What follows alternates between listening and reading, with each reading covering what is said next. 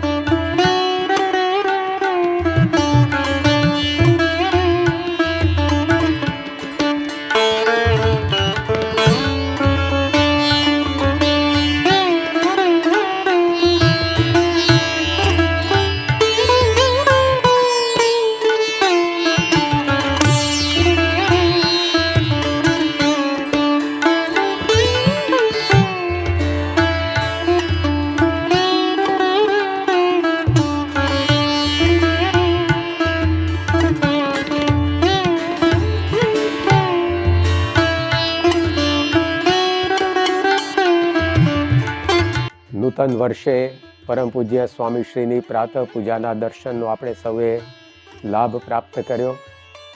હવે આપણે સૌ પરમ પૂજ્ય સ્વામીશ્રીનું એક યુગ કાર્ય નિહાળવા જઈ રહ્યા છીએ.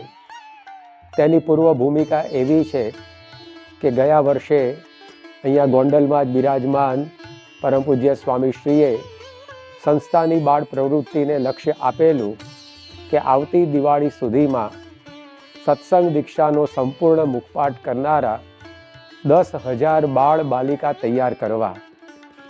આ સ્વામીશ્રીનો સંકલ્પ સંસ્થાની બાળ પ્રવૃત્તિના સંતો, કાર્યકરો તથા અનેક માતા પિતાએ ઝીલ્યો અને એના ફળ સ્વરૂપે 15,000 જેટલા બાળ બાલિકાઓ એક જ વર્ષમાં સત્સંગ દીક્ષાનો સંપૂર્ણ મુખપાઠ કરીને તૈયાર થયા. આ સાંભળીને, આ જાણીને પરમ પૂજ્ય સ્વામીશ્રી અત્યંત પ્રસન્ન થયા અને તેઓએ દિવાળીના દિવસે જ અક્ષરદેરીમાં આ મુખપાઠ કરનાર બાળ બાલિકાઓના નામાવલીનું પુસ્તક સ્વયં અક્ષરદેરીમાં પધરાવેલી મૂર્તિ અને ચરણારવિંદ પર ધરાવ્યું. એ પુસ્તકને સ્વામીશ્રીએ પોતાના મસ્તકે ચડાવ્યું અને પોતાની છાતી સરસું ચાંપીને આ મુખપાઠ કરનારા બાળ બાલિકાઓ ઉપર અત્યંત પ્રસન્નતા બતાવી. આ બાળ બાલિકાઓની નામાવલીના પુસ્તકનું નામાભિધાન પણ સ્વામીશ્રીએ સ્વયં કર્યું, મારું મુખપાઠ મંડળ.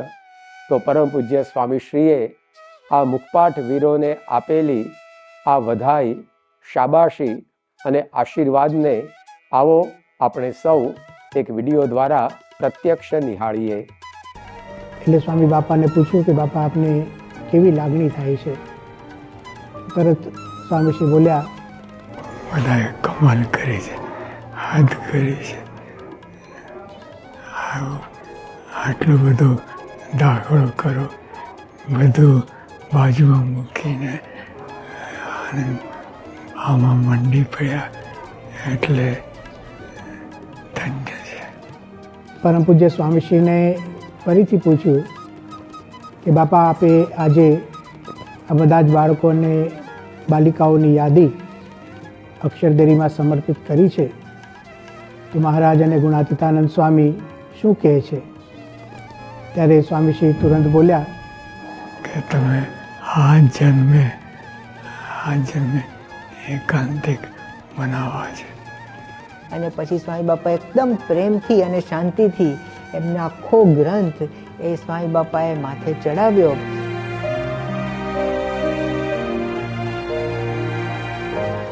અને પછી સ્વામી બાપાને વાત કરી કે સ્વામી બાપા આ બધા બાળકોને આપે પગે તો લાગ્યા, પણ સ્વામી આ બધા બાળકોએ આપને રાજી કરવા માટે આ મુખપાઠ કર્યો છે. અને બાળકોની તો કેવી ઈચ્છા હોય કે આપને ભેટવું હોય, એટલે જો બાપા આપ આ ગ્રંથને ભેટશો તો બધા બાળકો એમ સમજશે કે તમે એમને રૂબરૂ ભેટી ગયા.